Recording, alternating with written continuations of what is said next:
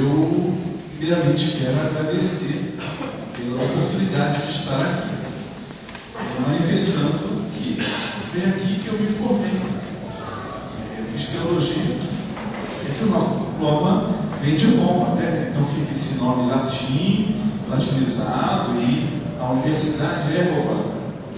Mas eu me lembro, os primeiros passos na área da teologia foram todos dados aqui, com inclusive presença de professor. Aqui, o Padre Lima foi meu professor. Vocês não têm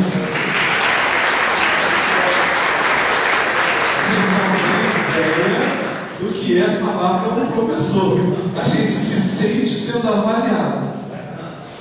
Se o professor Catão estivesse aqui, eu tremeria, porque ele foi meu orientador. Brincando, né? A gente supera também esse medo, essa insegurança iniciais. Mas eu me sinto, então, muito grato de ter recebido esse convite. E voltar à casa onde a gente se formou gera um sentimento de uma nobreza muito grande. E eu acho que o fio de hombridade que a gente deve ter é o do reconhecimento da fonte de onde saímos. Então, obrigado aos salesianos por tudo que vocês contribuíram na minha formação. Depois, é claro, eu fui continuando, e a continuidade era uma necessidade. Gostava de estudar, a igreja precisa que a gente estude. E não consegui parar ainda não, tá bom? Depois de terminado o pós-doc, eu me senti ainda motivado a continuar estudando. Hoje eu faço um outro mestrado em Direito. E já estou pensando em concluir logo a dissertação para entrar no doutorado em Direito Canônico.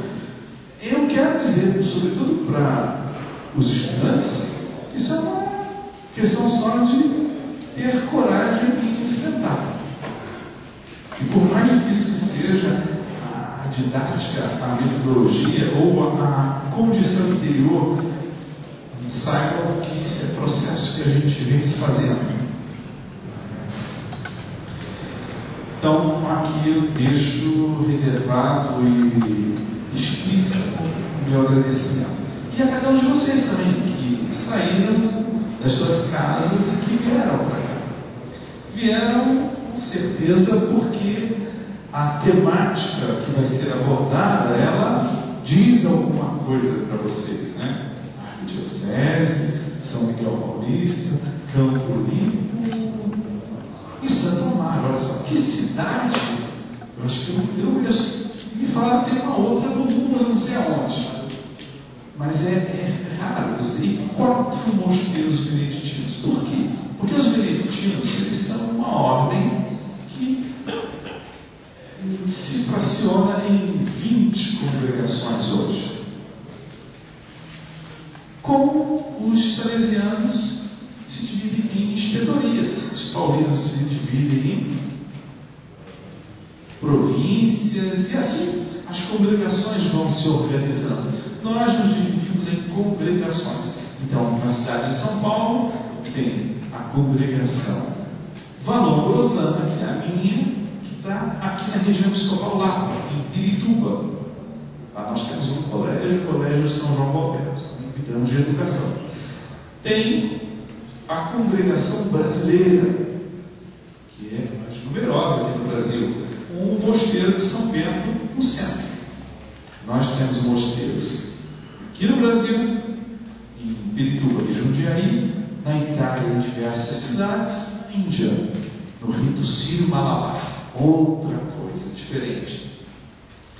Depois tem os monges olivetanos, que estão lá na Zona Leste, e os monges da congregação húngara, que estão no Morumbi.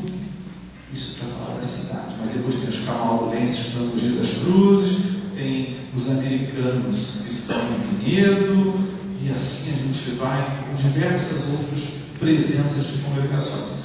O nosso mosteiro aqui é um mosteiro que é composto, aqui a casa principal, por 10 monges, e a dependência, que é a Jundiaí, por outros 9 monges. A grande maioria são jovens, e isso é um bom sinal, né? significa que Deus nos está agraciando com vocações. Vejo que muitas congregações estão manifestando a mesma coisa. Vocações estão surgindo para dar continuidade a obras iniciadas há séculos e séculos atrás. Isso é bom e a gente deve dar glórias a Deus por isso. Trabalho então no colégio, leciono na Faculdade de São Bento, no Rio de Janeiro, numa graduação em Ciências da Religião, e tenho me envolvido muito ultimamente com aquilo que foi a temática do meu pós-doutorado, que é a educação com o uso de tecnologias. Até a propósito, eu faço uma propaganda positiva. Vocês podem depois baixar gratuitamente uma série que nós, do colégio, lançamos, que é a série aprendersempre.com. Basta ir no Google Play e lá digitar Educadores e Educandos, primeiro livro da série, ou o e-currículo, segundo livro da série. Baixa gratuitamente. É uma tendência hoje dos e-books, encontrando espaço.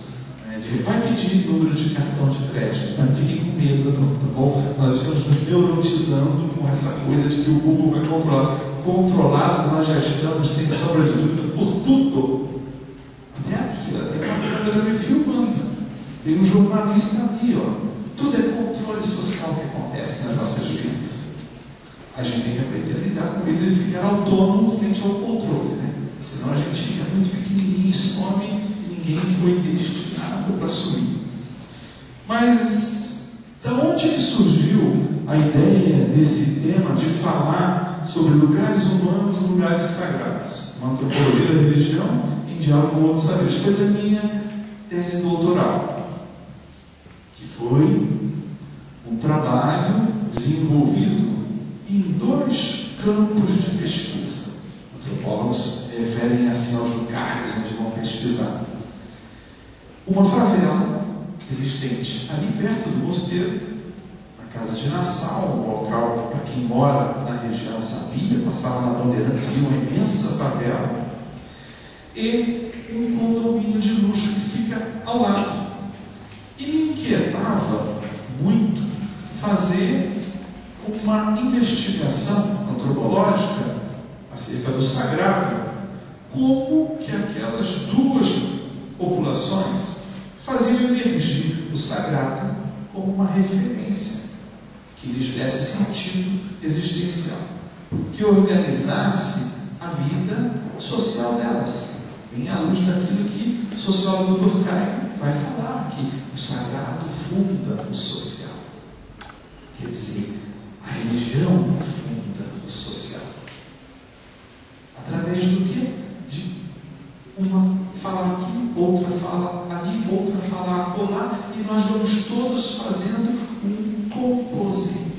A composição magnífica do que é que queremos expressar com o conceito do sagrado. E isso vai fazendo com que nós busquemos referências para o nosso dia a dia. Olha a presença que eu fui descobrindo da ação religiosa, tanto naquela favela, com trabalho exaustivo de campo, como naquele condomínio, que fizeram revoluções de diversas esferas. Uma das revoluções é recompor a ideia que se tinha. Não só eu tinha, mas era a ideia mesmo, no plural, que se tinha. Concebia-se que a favela era o lugar do caos. Ditado por que essa concepção? Pelo modo de vida social que ali se observava. Os barracos, a maneira como fisicamente eles se perfilavam, o modo como a vida e a coexistência entre aquelas pessoas acontecia, induzia, e aí eu estou falando de uma visão preconceituosa, é óbvio, mas induzia o nosso modo de pensar a favela como lugar do caos. E o que é que o vício do pensamento localizada no lugar do caos, o da não presença do sagrado. Então você pensava o quê? A favela não tem o sagrado, mas você já passava pela rua e você já via diversas placas. Tinha lá uma comunidade católica, tinha lá uma comunidade da Deus é Amor, tinha lá uma comunidade, ainda uma célula nascendo da Igreja Atos, que ia depois crescer, e outras mais.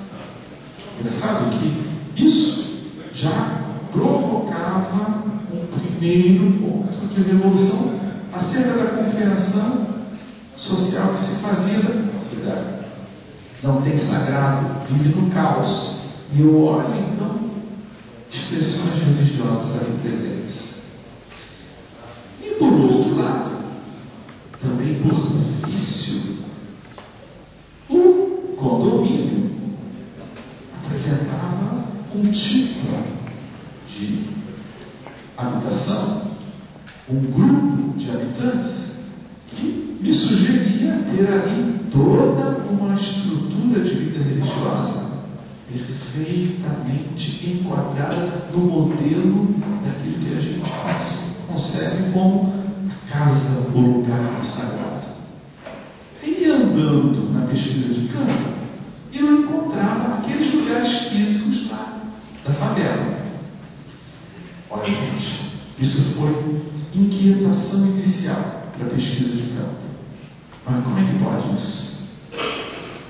Tem algo que eu tenho que pesquisar mais a fundo. Aí encontrei lá uma doutora, a doutora Josildete Gomes Consorte, na PUC, a professora Josi, a esposa daquele ator Renato Consorte. Mas sinônimo, todo mundo sabe o que é, os mais sabem qual é esse ator. Faleceu há alguns anos.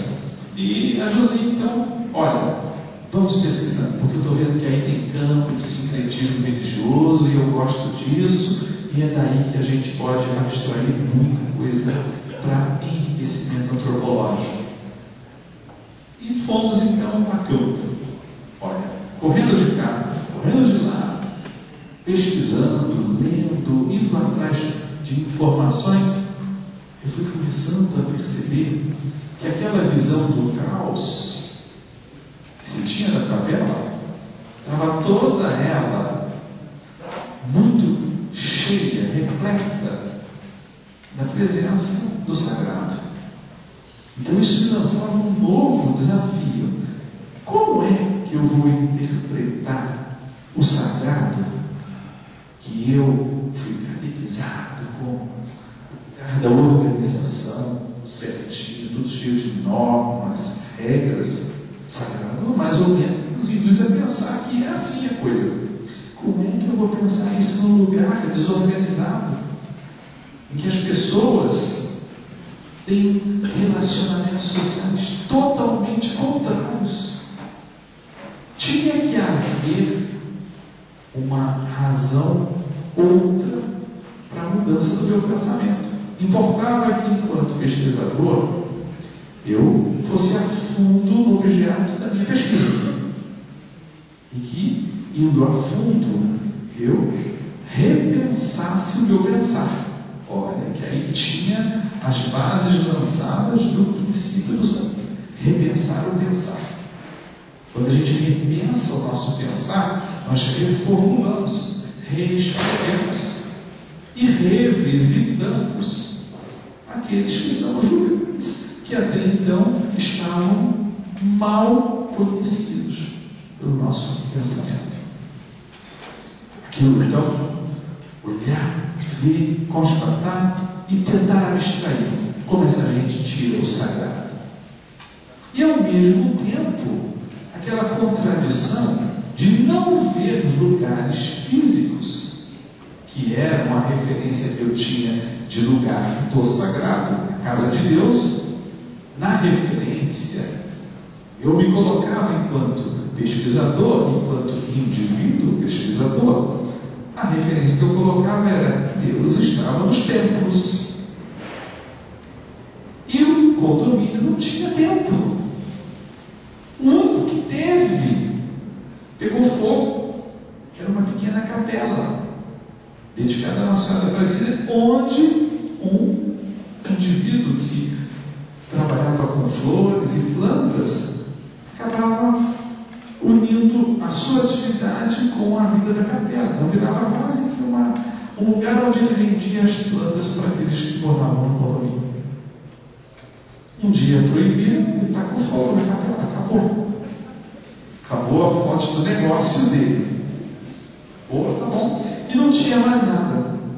Porém, eu precisava de acalmar a minha inquietação. Então aqui não tem sagrado.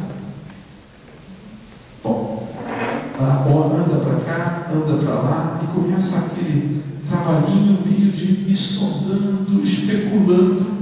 Aí comecei a ver que nos períodos de Natal, aqueles habitantes do condomínio faziam os seus presépios. E como as casas eram muito fechadas, às vezes tinha que olhar de uma gradezinha e ver, e às vezes enfiar a câmera fotográfica no buraquinho da grade, e quando o dono chegasse, ele disfarçava, tirava uma foto e recolhia. Eu tinha também, me lembro muito bem, uma professora do nosso colégio, não é pejorativa a minha fala, mas ela era, por mim, apelidada como a caçadora de macumbas. Professora Lígia, para alguns que conhecem. Por quê? A professora Lígia fazia caminhada com o marido. Quando ela encontrava um despacho, Lígia me ligava e falava assim: não, Nelson, na rua tal tem uma mercadoria para o senhor. Aí eu corria, ia lá, fotografava e colecionava mais uma imagem, porque aquilo significava que o sagrado estava andando pelas ruas. Aí vai começando a fazer questionário, pesquisa de campo, e vou descobrindo reuniões que iam acontecendo nas casas, grupos kardecistas que se encontravam,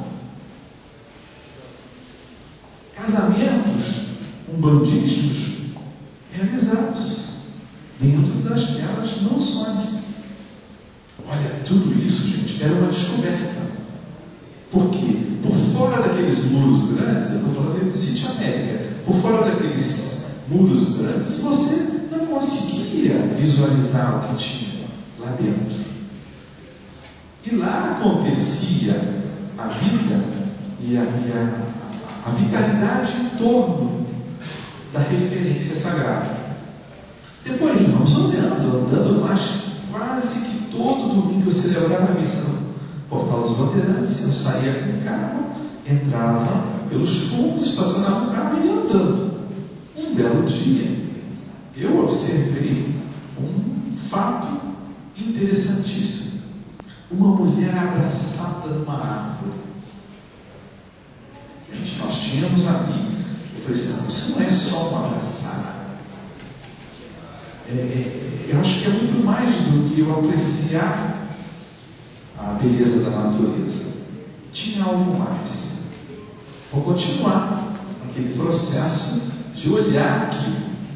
Até que um dia eu tive coragem de interceptar a mulher e perguntar para ela: mas e a senhora senta?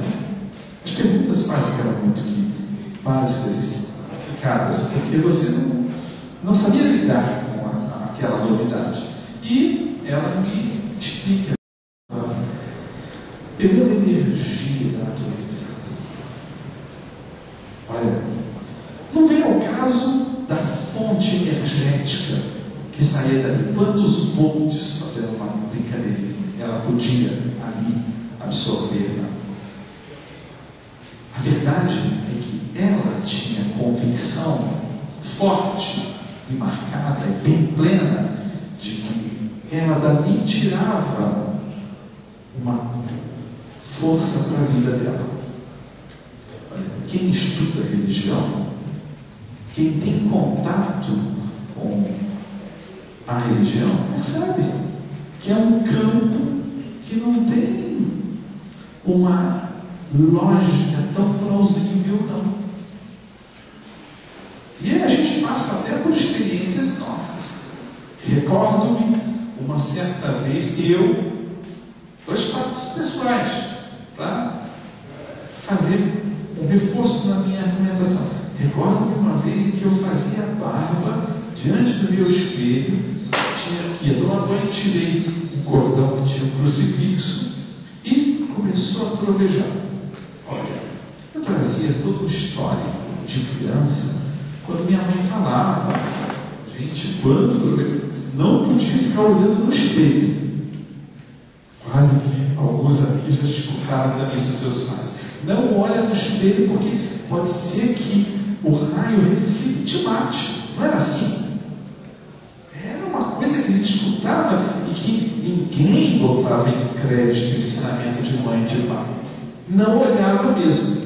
E eu fazendo barba não podia fazer senão diante do espelho. Deu-lhe um trovão. Automaticamente eu joguei o ordenador no chão, peguei o crucifixo e segurei na mão. Olha que processo defensivo que eu apliquei. Era, sem sombra de dúvidas, aquilo que o meu eu interior, para não entrar em uma definição psicológica, era aquilo que o meu eu interior, no exato momento, me dizia que eu tinha que fazer para me proteger. Ou então, por exemplo, domingo passado, nós tivemos a festa da Assunção, da nossa paróquia. Aí teve a coroação em todas as missas. Na missa conventual dos monges, que à noite, olha, eu lhes digo, como parecendo uma criança, eu chorei no exato momento da coroação. O que acontece? Que dimensão se constrói dentro de nós mesmos, que nós nos sentimos fragilizados e com uma necessidade de preenchimento? Não conseguia explicar. Só dei vazão e deixava as lágrimas caírem. Pode alguém que tenha olhado até ter me taxado como um bom monge piedoso. Alguns outros, talvez até um tanto mais intelectualizados em relação à fé, olha, que infantilidade. E isso até às vezes é um pouco o pecado de nós padres, né? Que não conseguimos ter a sutileza de captar como que as pessoas se relacionam com o sagrado, com a fé, com a vida de piedade tão profundamente. Mas isso é intelectualismo da vida religiosa que a gente, infelizmente, se vicia em fazer. Quase que queremos enquadrar Deus nos nossos esquemas mentais. Cartesianamente, a gente coloca Deus no quadradinho que queremos colocá-lo. Mas então, olhando então aquelas duas comunidades e percebendo que havia ali grandes transformações, a favela que apresentava um caos me mostrava lugares, presenças físicas de templos. Olha, gente, os lugares, eles do ponto de vista da nossa maneira de ser, antropologicamente, são as nossas referências físicas. Os lugares, eles podem ser tanto mentais como físicos, onde moro, as relações sociais que estabeleço no meu entorno. Lugar, portanto, é uma referência conceitual que toda a espécie humana traz como sua propriedade. E nós vamos marcando os nossos lugares. Olha, como que demarcando. O cachorrinho delimita seu território levantando uma perninha. E nós vamos marcando os nossos lugares, colocando ali as nossas marcas existenciais. A minha residência é o lugar onde eu trabalho, é o lugar onde eu vivo a minha dimensão de vida religiosa, é o lugar onde eu tenho o meu lazer. Todos estes lugares, portanto, são cheios de um sentido que eu uso comum. Às vezes há uma diferença de humor com relação a esse ou aquele lugar. Pode ser que o trabalho às vezes se torne um lugar enfadonho. E aí eu busco outro. Não estou tão fixo, tão preso. Aquilo está me fazendo bem. Eu vou buscar um outro lugar.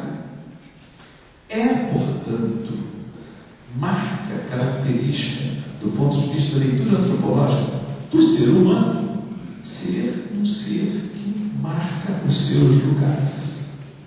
Então, os lugares humanos são as nossas marcas presenciais. Aqui, acolá, e nas minhas marcas presenciais vou atribuindo sentido e referência para a minha história, para a minha existência. Assim é que eu cumulo toda a minha vida, toda a minha existência, de maior ou de menor prazer, em função dos lugares onde estou. E esses lugares humanos, eles deixam, num certo momento, de ser apenas lugares presenciais, físicos, da minha corporeidade. Eu busco atribuir a esses lugares sentidos maiores, sentidos mais profundos, como que lugares transcendentais. Eu não me sinto dando conta e abrangendo tudo onde estou. Eu me sinto debilitado. Aliás, a condição de fragilidade humana, a debilidade da condição humana, ela é exatamente a ponta que impulsiona o ser humano para buscar outros sentidos do que não os físicos. Estou começando a falar para vocês que os nossos lugares, todos eles, são preenchidos. Vou fazer uma brincadeirinha, por deuses. Os nossos lugares são deusificados. Engraçado, eu até gosto de falar uma seguinte coisa. Vocês acham que Deus tem religião? Aquele sentido amplo e conceitual. Porque se Deus tem religião, vai justificar a luta religiosa e vai ganhar o Deus do vencedor. Então a religião de Deus é a do que ganhou a briga.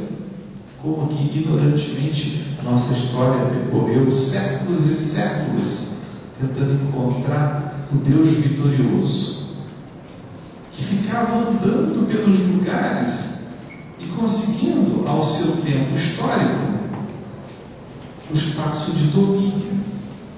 Mas Deus não tem religião.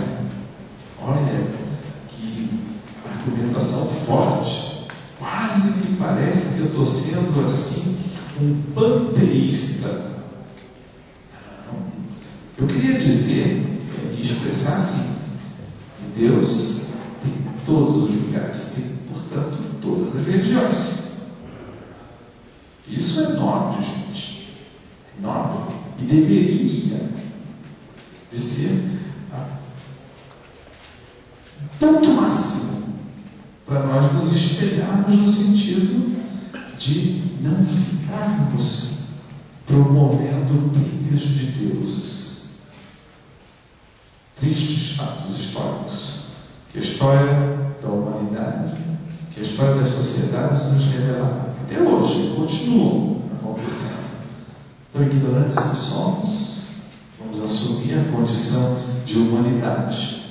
Tão ignorantes que somos, não conseguimos evoluir, não conseguimos transcender. E aí, aqueles lugares, então, ali, fortes, marcados, representados na favela, com aquele condomínio de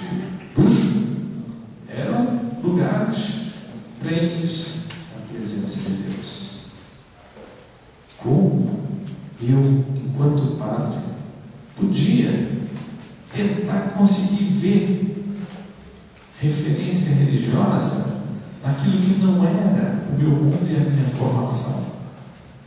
Tinha que avançar sobre toda uma formação de ecumenismo que eu tive. Precisava de avançar. Precisava sair do campo teórico para conseguir abstrair o Deus presente no outro. E no outro, as suas religiões. Gente, vocês não têm noção de como que isso é um processo transformador. O atual Papa tem insistido muito para essa condição de respeito à religião do outro. No fundo, não é uma novidade dele. Já todos os outros papas já vinham ao seu modo falando, expressando, pelo menos os últimos. Mas é um desafio de toda a humanidade, porque talvez se tenha acontecido aí uma percepção social muito profunda. O homem, na tentativa de provar que o seu Deus é mais forte do que o Deus do outro, se afasta do transcendente, se afasta do sagrado. Aí, nós poderíamos trazer uma referência acadêmica muito forte. Tem um historiador da história das religiões, o Mircea Eliade, que vai dizer assim: olha, o homem pode ser designado como homo-religiosos. É da condição do ser humano ser essencialmente religioso. E aí a gente pode trocadilhar com a etimologia mais comum que a gente tem na palavra religião. Religare. O homem é um ser incompleto, insuficiente, que busca se completar, se realizar. E tem consciência espiritual de que só consegue fazer isso transcendendo, saindo da sua determinação imanentista do estar aqui, viver só aqui, e indo em direção ao transcendente, ao buscar lá. O homem, enquanto ser religioso, é esse indivíduo que essencialmente vai buscando razões espirituais para o seu viver e aos seus diversos modos. E aí o Mircea Eliade, ele vai dizer que essa busca do homem religioso por encontrar um sentido maior para a sua vida é a busca do sagrado. E ele vai completar, até no livrinho famoso O Sagrado e o Profano, ele vai dizer assim: olha, a busca do sagrado acontece em meio ao profano, para uma adjetivação do profano como a vida nossa, cotidiana, o dia a dia. Então, o homem religioso é aquele que não se desvia da sua condição existencial para buscar uma referência de Deus, do sagrado, e não foge nessa busca da realização de uma transcendentalização. O homem consegue sair dos seus limites e lugares físicos e adentrar em esferas profundamente espirituais à medida que busca uma força maior do que ele mesmo, para dar conta de responder aos seus anseios, às suas angústias, aos seus medos, às suas inquietações. Quando eu botava a minha mão e segurava no crucifixo, eu saía da minha condição física de estar no meu banheiro fazendo a minha barba e tentava segurar fortemente num valor mais forte do que aquele valor que dominava o ambiente físico que eu estava. Eu queria proteção, eu tinha medo, estava angustiado, porque sentia que algo podia acontecer comigo. Busquei, então, aquela experiência religiosa, que eu vou chamar assim, de ali no meu roteiro, segurar o crucifixo e parar, e não formulei palavras nenhumas, não. O tempo foi uma fração muito rápida. A experiência são frações muito rápidas, segundos. A coisa acontece e você não consegue ter. Já tiveram? Fizeram uma leitura dos êxtases místicos? Não tem um tempo e uma duração, uma lógica cronológica. Não tem. A experiência mística, o êxtase religioso, ele acontece. Tem religiões até. Eu lembro de uma pesquisa que eu fiz, quando fiz a minha tesina da filosofia. Eu trabalhei a Umbanda e seus antigos éticos. Eu gosto dessa coisa de passear pelas religiões, tá? E eu lembro do nome das pesquisas de Camilo Terreiro, o pai de santo me falava assim: olha, a incorporação não pode durar muito tempo. Porque se durar muito tempo, não era a palavra técnica dele, o êxtase religioso do médium se esfacela. O corpo não, ele queria dizer em outras palavras, o corpo não suporta a presença de uma força tão grande dentro dele. Ele não dá conta, não só de vencer as reações psicológicas, ele se deteriora. O indivíduo pode pirar. Nossa, que coisa interessante pensar que não há um tempo. E eu achava assim, quando você tem a experiência de Deus, ela é eterna. A gente fala nas nossas vidas, né, os nossos momentos existenciais, né, em que a gente está numa euforia do momento da graça, né, que você se sente tão preenchido por Deus, e depois acontece uma coisa chata na tua vida, seja uma doença, seja um problema, uma discussão com alguém, você se sente tão vazio, que você vai subindo, quase que você não consegue visualizar mais Deus próximo a ti. Mas o mistério do acontecer de Deus na fração de um minuto, que é o tempo da graça, como a teologia fala, é um mistério indecifrável dos nossos saberes científicos. Não conseguimos contabilizar o tempo de Deus. Mas os humanos, né, aquele homem religioso, aqueles lugares ali onde eu pisava e a realidade religiosa acontecendo, me levavam então a perceber que, ao seu modo, ao seu jeito, as pessoas, tanto da favela quanto do condomínio, conseguiam fazer uma experiência de Deus. Olha que bonito e profundo. Conseguiam fazer uma experiência de Deus. Gente, se trata de um individualismo religioso. Mas se você para você pensar que a tua experiência de Deus, o inédito da tua experiência de Deus, acontece num campo tão pessoal, tão seu, tão profundo. Se você parar para analisar isso, você vai perceber assim que, de fato, somente a partir das referências religiosas de um lugar, de outro, de tantos outros lugares, é que a vida vai construindo sentidos. Aí me restava então a conclusão. Aonde eu achava que não tinha religião, porque o caos social me viciaram a pensar assim, digo da favela, ali estava repleto da presença de Deus.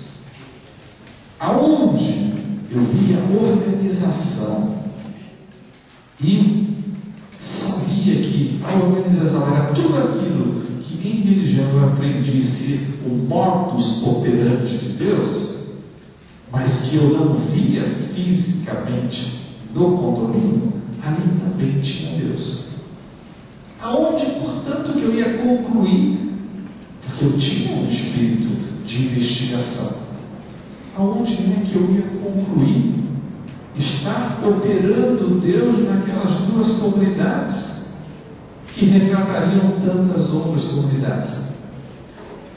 Nas ações, nas atitudes. Tive um insight então de começar a perceber o que as pessoas faziam em nome de Deus. Era o caminho de eu localizar aonde estava o Deus escondido. Já que não era nos lugares físicos, tal como eu jurava encontrar. Aonde que eu ia conseguir? Aí começamos a lançar um questionário. O que a sua religião te ensina a fazer de bom? O que você, em nome das suas referências religiosas, consegue fazer de bom? Olha, o que é religião para você? Foram saindo coisas incríveis. Desde ações sociais, até mesmo manifestações profundas de amor humano. Olha, a minha religião, lembro que falava com a pessoa da favela, a minha religião me ensina que eu tenho que cuidar da minha vizinha, porque ela tem uma filha que tem problema. E ela, como marido, tem que sair para trabalhar. Eu não posso deixar de ajudar essa mulher. E aí ajudava. Uma outra família lá do condomínio, olha, Natal é um tempo tão bonito. Nessa hora eu estava me chamando até de padre, porque no início a gente não se identifica muito não, para não induzir a coisa. Mas eles vão descobrindo, né? Você tem que entrar na casa dele, daqui a pouquinho estão pesquisando quem você é. Não é isso? Hoje seria muito mais fácil. Você dá o seu e-mail, o cara joga no Google, sabe onde você mora, tudo da sua vida. Não tem os seus e-mails não, tá bom? Porque senão estão perdidos. Então não descobri tudo. E ali, aquela mulher já tinha, ô padre, Natal é um tempo tão bonito. A gente tem tanta coisa boa em casa, tem ceia boa. E eu e meu marido, estou relatando um caso de lá, eu e meu marido, nós fizemos o seguinte, nós entendemos que nós não podíamos somente ter uma ceia maravilhosa. A gente tinha que também fazer alguém ter uma ceia maravilhosa. Bem, vocês faziam, vocês traziam para a casa de vocês? Claro que esse medo social não permitia que elas fizessem isso, mas elas organizavam no dia seguinte atividades onde iam distribuir alimentação para pessoas carentes.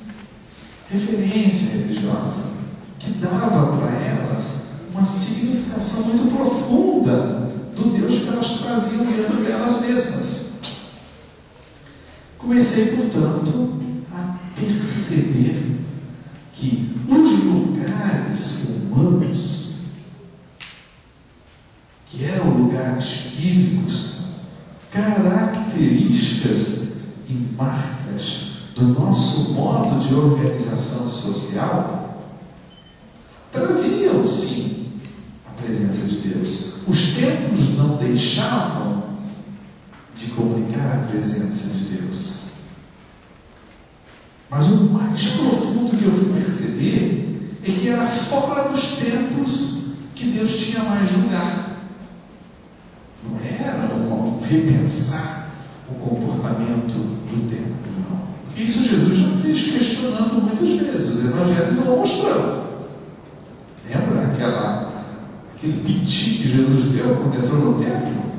Pegou-lhe o chicote, casa do meu pai, não, assim não.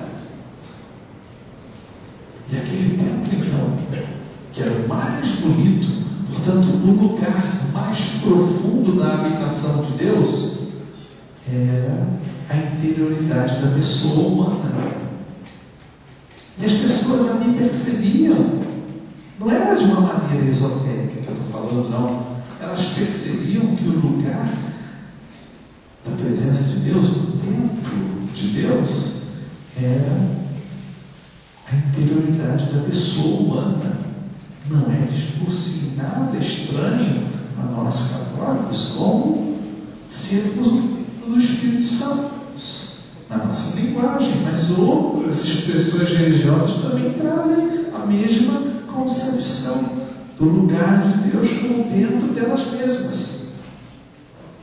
E aí aquelas profundas manifestações da vida social, da referência existencial, e aquelas pessoas naqueles dois lugares, para representarem tantos outros lugares no mundo, davam lugar à segunda construção da minha fala. Os lugares humanos eram lugares sagrados. Aonde os humanos estão, Deus está. Não tem, portanto, um lugar que tem maior ou menor presença de Deus. Existe dentro da pessoa e da condição humana um lugar maior ou menor que eu dou ao sagrado. É esse o salto de qualidade espiritual que eu queria então abstrair daquelas duas populações para reinterpretar os meus vícios de leitura do outro. Falando de mim, eu conseguia entender toda uma profunda percepção que a gente precisava de ter das outras pessoas. Gente, eu terminei aquele trabalho e posso lhes dizer assim, que muito mais do que uma aprovação acadêmica, que muitas vezes a aprovação acadêmica, a defesa, é só um acordo de cavaleiros. A gente já sabe o que vai pensar. Já tem todo o ritual que a academia existe. Mas muito mais do que aquilo ali, eu acho que eu avancei sobre mim mesmo, uma perspectiva existencial muito profunda. Eu descobri o meu lugar de transcendentalização. E qual era esse lugar? Era me abrir ao outro com as suas histórias, com a sua realidade religiosa e abstrair do outro o lugar de Deus. Era muito que espiritual isso, mas de fato foi aquilo que o campo, que o contato com a pessoa humana me fez perceber. E é isso que eu penso e queria colocar para vocês como a leitura antropológica dos lugares humanos para torná-los lugares sagrados. Eu, nós todos aqui, a humanidade inteira, aprender e quase que fazer uma reeducação na fé, aprender a viver a própria dimensão religiosa. Descobrir os caminhos de percepção, de sensibilização à religião do outro. Muito mais do que respeitar a religião do outro. Isso pode virar norma de convivência. Muito mais do que respeitar, ter um profundo amor, admiração e comunhão com a presença de Deus que está em todas as expressões religiosas. Concluo dizendo, Deus não tem religião, mas todas as religiões, Deus, à medida que querem expressar, por este ter Deus, à medida que querem expressar conteúdos de amor, de carinho, de afeto, de cuidado. E é aí que nós, enquanto seres humanos, deixamos de realizar o nosso papel espiritual para espiritualizar sociedade, para espiritualizar a vida, para transformar o dia a dia numa situação, numa condição melhoradas, que seriam manifestações evidentes de um Deus presente em todos os nossos lugares. E os nossos lugares totalmente transcendentalizados. Como que eu valorizo? E eu falo isso de coração e de realidade acadêmica também. Como eu valorizo a experiência do outro? É claro que tem certas características das religiões que podem às vezes me provocar um certo riso, talvez assim, por não entender isso ou aquilo, um pequeno detalhe. Mas no fundo, o que eu me coloco e quero colocar para vocês como um desafio de vida espiritual, tomando um cafezinho, comendo um pão de queijo, um bolo, portanto, com o estômago bem abastecido, que quero colocar um desafio assim. A vida humana,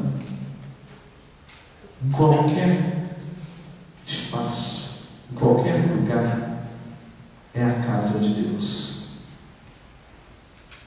E isso, entender que Deus está em todos os nossos. Acho que essa aqui, acho que é legal assim.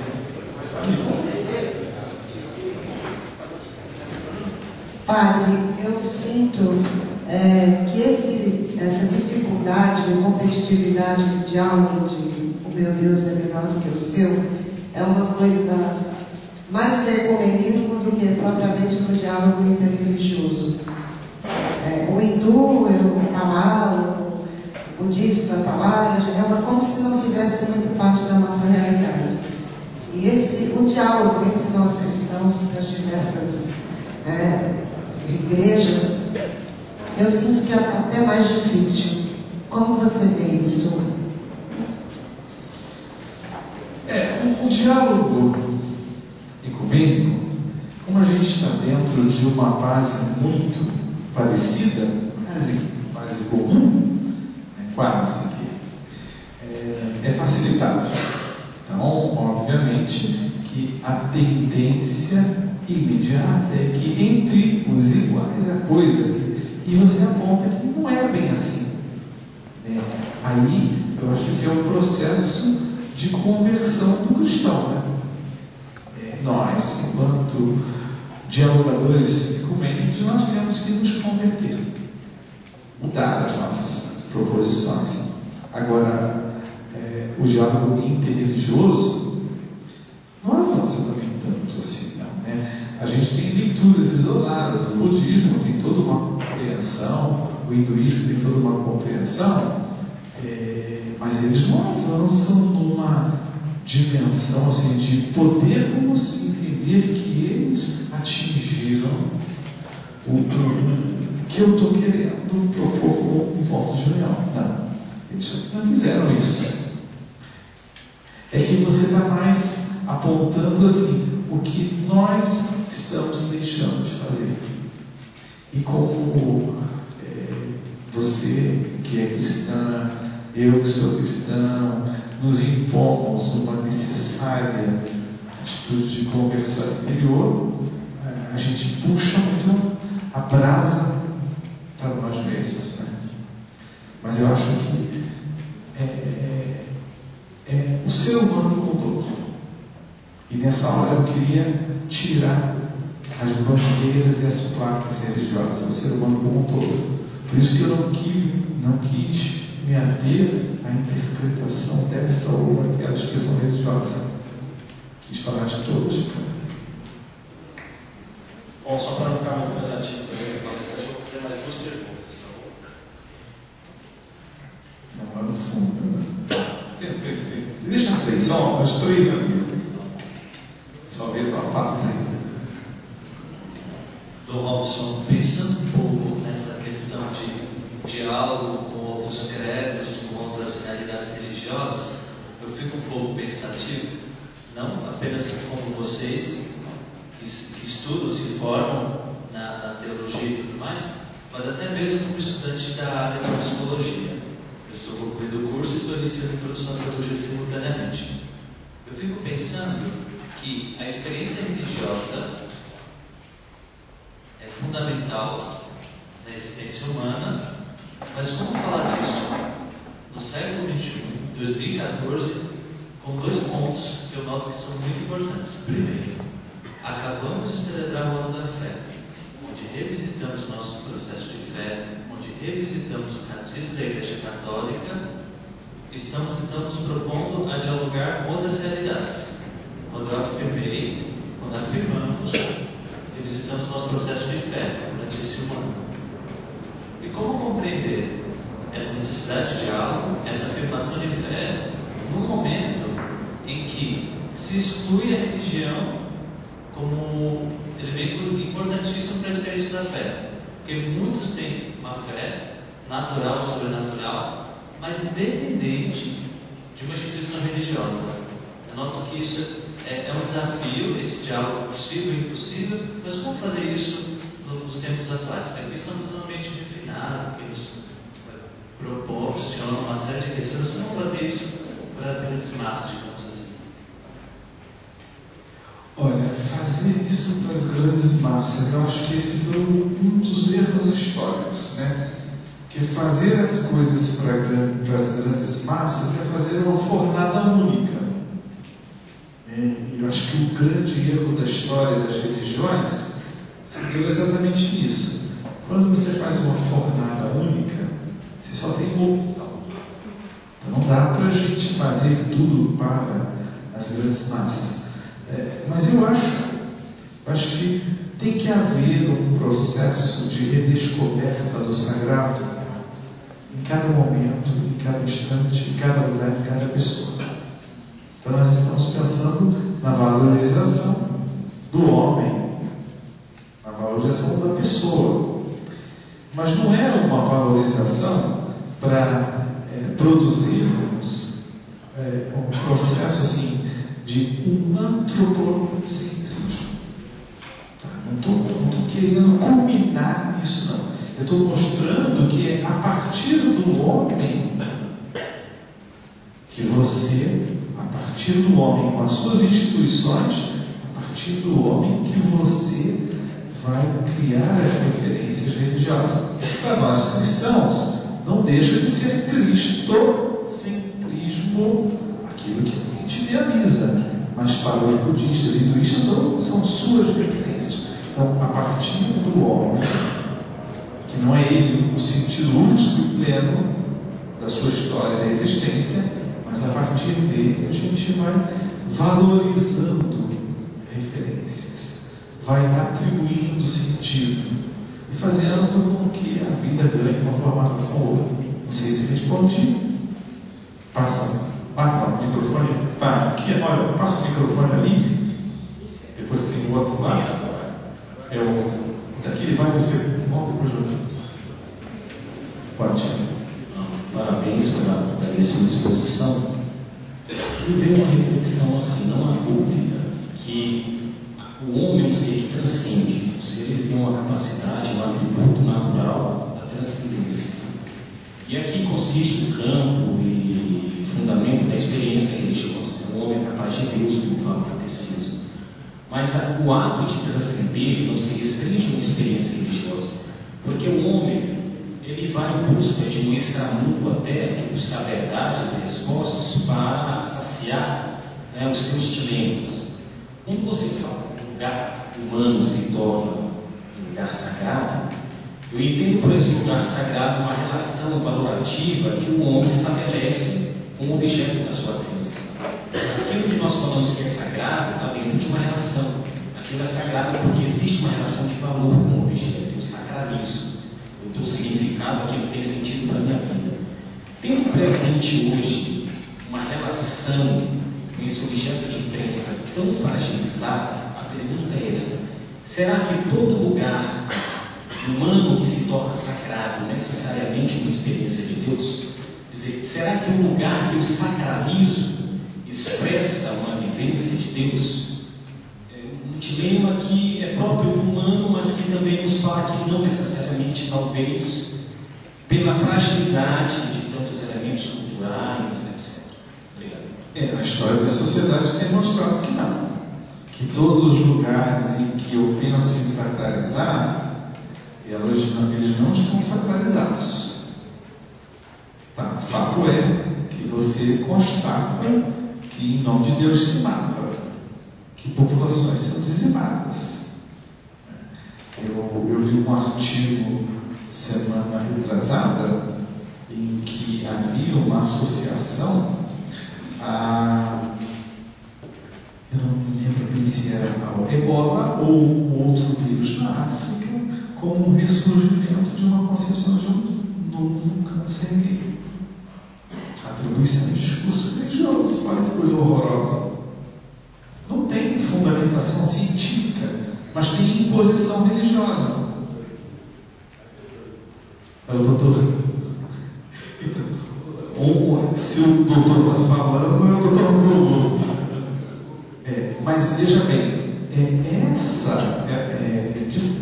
não está acontecendo na prática das experiências religiosas, de fato, uma real experiência de Deus.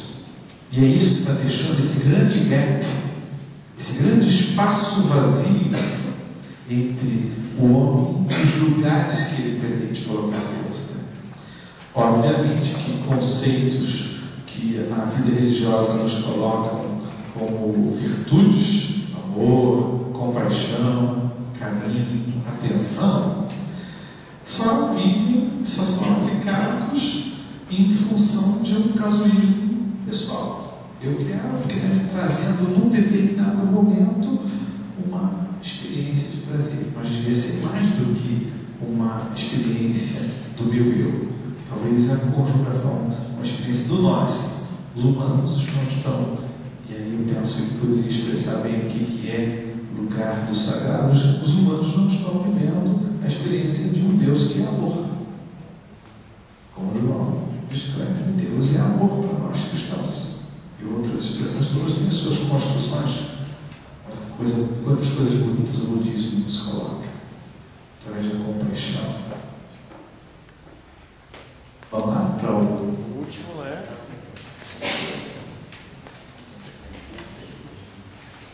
Então vai ser a penúltima. E aí a penúltima mesmo, tá bom? Eu já estou chegando aqui. Se não for a penúltima, eu corro para lá, tá bom? Minha pergunta é a seguinte: nós, como igreja, não podemos cair no erro de apenas querer doutrinar, catequizar, ao invés de ajudar as pessoas a fazer uma experiência de Deus? Sim, esse é o grande erro e que talvez devesse provocar em cada um de nós um processo de conversão cotidiana.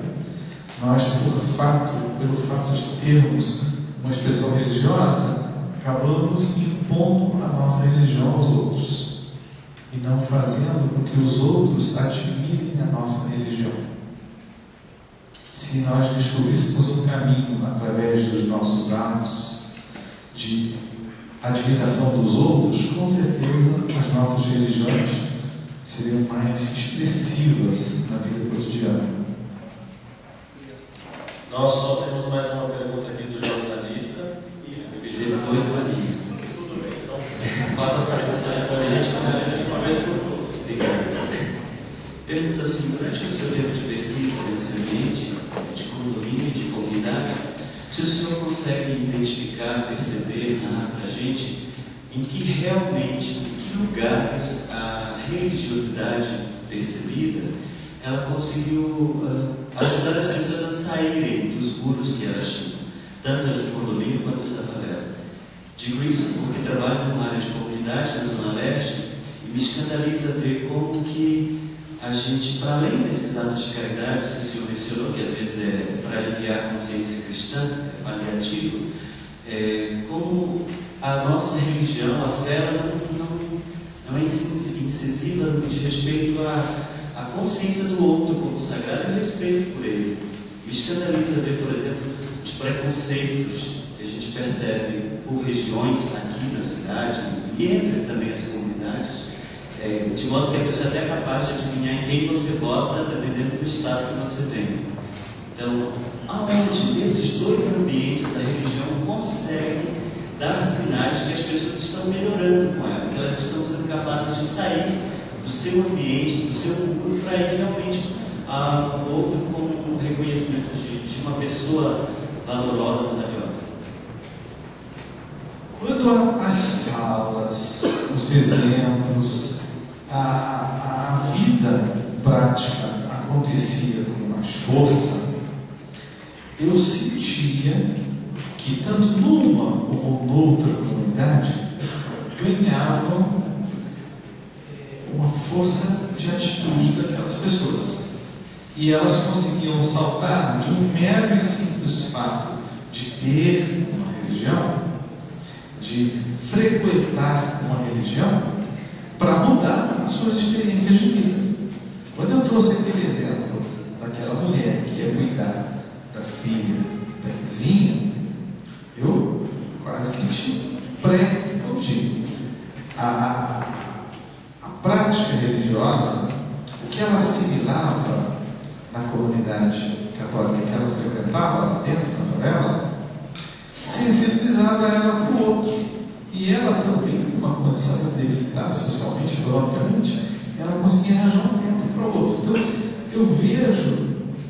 eu vi no campo de pesquisa que quando o discurso religioso saltava de um mero discurso e adentrava num campo de prática, de vivência profunda de valores apregoados pelas religiões, e não de normas, determinismos moralizantes impostos pelas mesmas, quando as virtudes religiosas eram captadas, assimiladas, as pessoas se transformavam. Então eu acho que a religião, ela tem esse poder de fazer acontecer essa transformação, mas só se você abstrai da religião a profundidade que ela quer comunicar, que é muito mais de ser grupo social, mas é ser o lugar de experiência do outro. E de que outro? Esse outro que traz valores dentro de si. Você te respondi?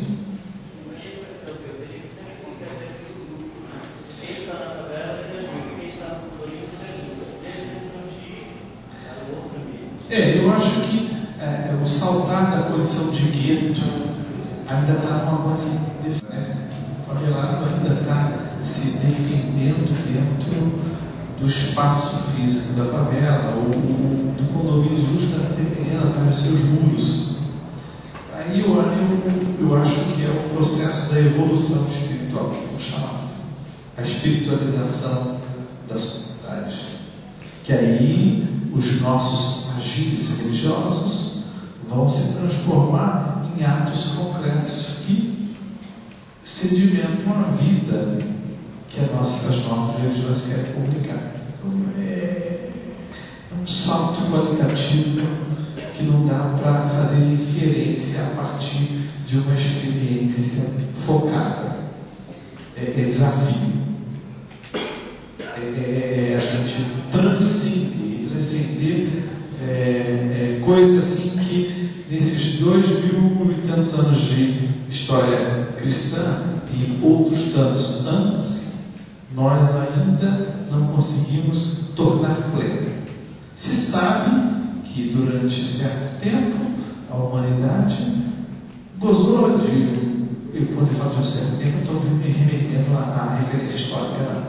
Quer dizer, agora talvez a gente viva, daqui a 2 dias não vive mais, mas daqui a 3 dias sente novamente a necessidade de viver. Eu acho que isso é a superação da angústia existencial. Dom Robson, o senhor disse que Deus não tem religião, ele está em todas as religiões. Nós, em pleno século XXI, nosso amigo que disse 2014, nós nascemos, somos batizados pelos nossos pais, vem a confirmação do Cristo, depois é muitos, não é uma maioria,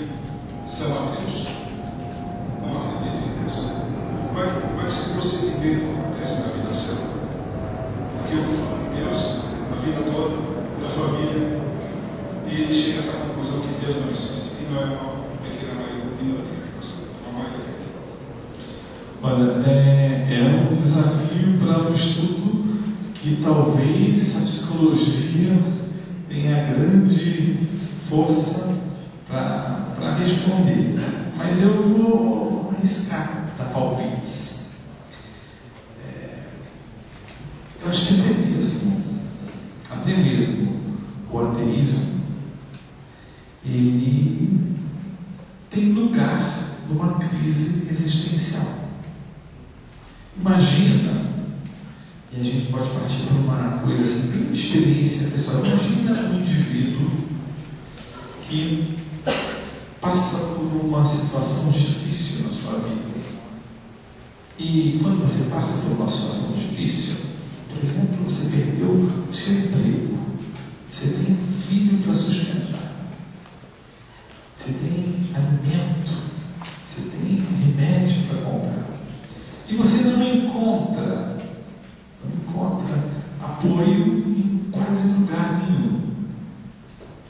A sua crise de questionamento acerca daquilo que você foi catequizado, que você citou, as diversas fases catequéticas pelas quais passamos, você foi catequizado, entendendo que Deus é amor, que Deus cuida de você, que Deus vai te atender, e você não faz essa experiência.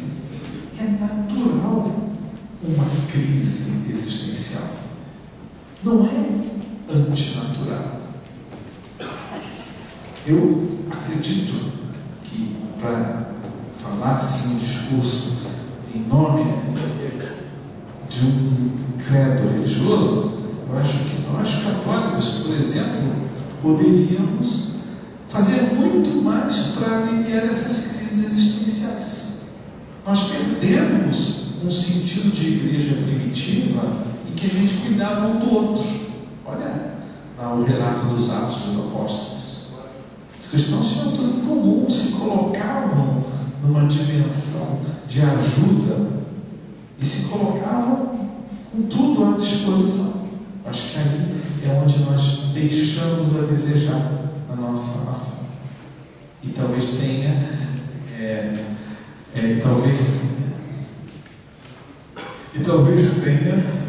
deixado aí um grande espaço para o ateísmo. Mas o Padre Lima, acho que tem uma fala.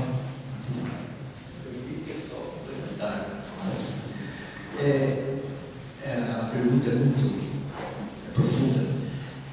Quando a gente está falando de religião aqui, o que vem na nossa cabeça? O que é o imaginário, a grande imprensa, a mídia? O que é? São atos de religião, e não aquela fé evangélica que o senhor estava falando aí, daquela senhora que foi atender. Né? Então, diante desse mundo, caiu. Mas nós estamos tudo numa cristandade, temos toda essa herança aí, mas hoje, naturalmente, grandes exceções, não é? Pessimistas assim, a verdadeira religião, né? Nós não temos testemunhos, como já houve um tempo, você falava, 3 dias, 2 dias, né? Então, diante dessa falta de vivência profunda, as pessoas vão guardando, né? Assim, sociologicamente, falou que religião é missa, sétimo dia, religião é procissão, é terço, reza, levantar mastro de São João, é isso e aquilo. Né? Então, essa verdadeira religião do Evangelho, do testemunho do Evangelho, é que está faltando para nós, daí a grande convocação de Aparecida, de sobre ser discípulo de Jesus, voltar ao Evangelho puro, a raiz do Evangelho. Então, quando nossa grande catequista falava que nós não anunciamos, não falamos da nossa religião, não falamos do núcleo central da fé. Às vezes a gente está assim, preocupado em manter instituições, manter coisas assim que não são, como diz o Papa, não são essenciais, são secundárias. E o grande processo da evangelização é justamente o retorno ao essencial da fé. Aí sim, pode dar testemunho, e o senhor falou um outro dado, né? Não é que a pessoa foi evangelizada, ela recebeu a tintura de cristianismo. Porque a pessoa que verdadeiramente é evangelizada, ela não larga facilmente. Claro que existe isso também, diante da liberdade humana, etc. e tal, mas eu falo isso porque a gente analisa do ponto de vista catequético, né? A nossa catequese é pobre, fragmentada. Apesar do grande esforço dos três principais, ela falou a catequese e outros modelos, tipos de evangelização. Então, não é que a pessoa foi evangelizada, recebeu os 3 sacramentos da iniciação, os outros depois, aí até casou-se na igreja e depois vai deixar. É que ele percebeu, ele recebeu apenas uma socialização da fé não, da religião. Ele recebeu pouco essa mensagem central do Evangelho, que é a pessoa de Jesus e tudo aquilo que a gente sabe. Mas o discurso seria bom se a gente entrasse por aí. Só para. Então, o ativo que o Padre Lima coloca, eu acho que cabe a todos nós. Não nos tornemos apenas cristãos tingidos. Quem não é cristão, não nos tornemos apenas homens e mulheres religiosos tingidos. Façamos com que a nossa religião, façamos com que os conteúdos que apreendemos nas nossas religiões deixem de ser a mera casquinha, aquela tinta que ele falou, referência à catequese. Façamos com que isso seja sentido profundo para darmos aos nossos lugares o lugar de Deus. Vamos terminar? Então, mais uma vez, nós agradecemos Dom Robson por estar conosco e contribuir para a nossa fé e também para todo o nosso raciocínio, né? Como o Padre Lima falou também, nós não sejamos esses cristãos tingidos, mas cristãos convictos, porque com o nosso testemunho de fé nós vamos conseguir atrair pessoas não para uma religião, mas para Deus. Muito obrigado, Dom Robson, mais uma vez por essa.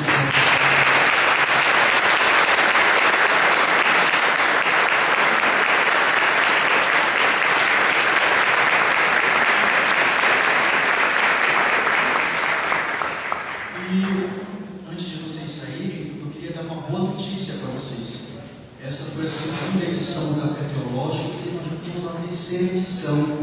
E eu já quero passar a data, o tema, porque vocês sabem que agendados, para que possam estar lá presente. Então, o próximo Café Teológico será dia 25 de setembro, às 19 horas, na FAPCOM, lá na Vila Mariana, a Faculdade dos Padres Irmãos Paulinos. E terá como tema Cyberteologia. E nós iremos divulgar, como nós fizemos nesse, com o tema, com o palestrante. O palestrante será o professor Giovanni, que é um italiano, um pesquisador da área. E desde já conto com a presença de vocês, porque só é possível se você é presente. E se alguém que está aqui e que gostou muito do projeto e quer ser um parceiro do Café Teológico, nós iremos acolher você com muita alegria para que esse projeto possa alcançar mais pessoas. Tá certo? Isso só é possível acontecer porque existe uma equipe por trás de todo esse trabalho. Pessoas como o Padre Maurício que abrem as portas das suas instituições para que isso aconteça. Então também eu peço uma salva de palmas para o Padre Maurício, eu gostaria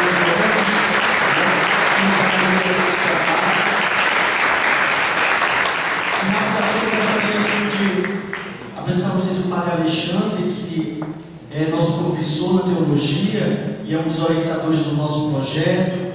Temos ali o Tiago, o Guilherme, que são estudantes de teologia, o Emerson, que é aluno aqui da casa e que fazem parte dessa equipe que tenta promover esses debates. Muito obrigado pela presença de vocês mais uma vez, que Deus abençoe. E agora todo mundo corre lá para o Estante da Paula para comprar um livro do Dom Robson, pegar o toque. Até mais, gente.